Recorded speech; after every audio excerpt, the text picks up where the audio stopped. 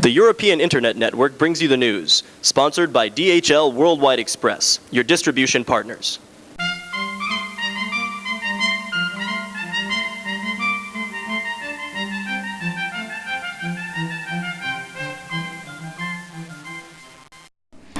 Hello and welcome to Inside China Today.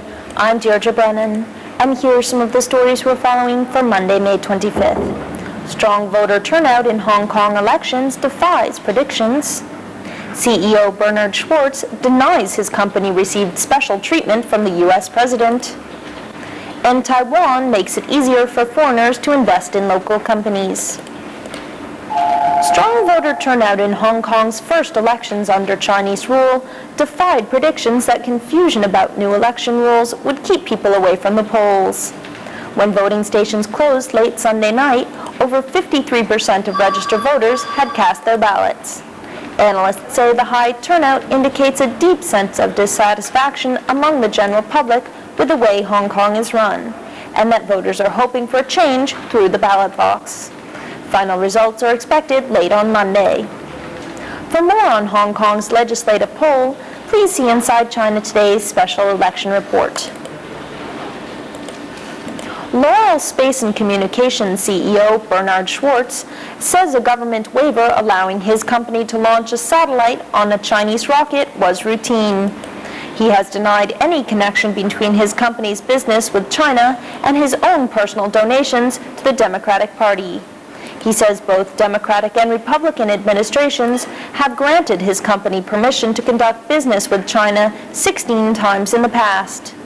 2 congressional committees are planning to investigate why the U.S. president ignored Justice Department warnings when he approved the waiver. Israeli Prime Minister Benjamin Netanyahu travels to Beijing this week for an official visit aimed at strengthening political and economic ties with China.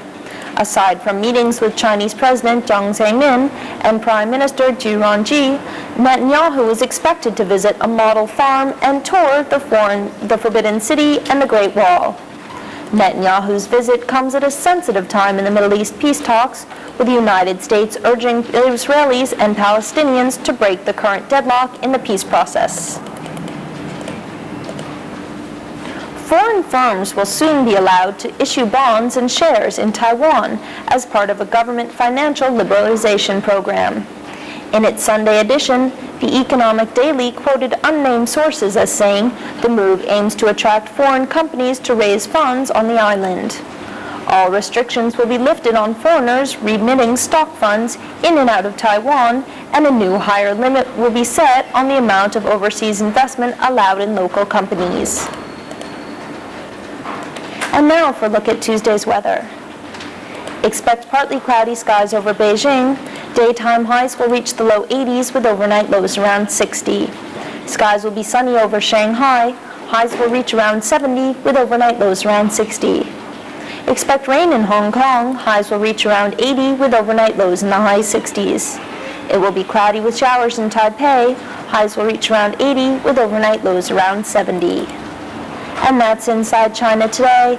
For the European Internet Network, this is Deirdre Brennan. Today's news was brought to you by DHL Worldwide Express.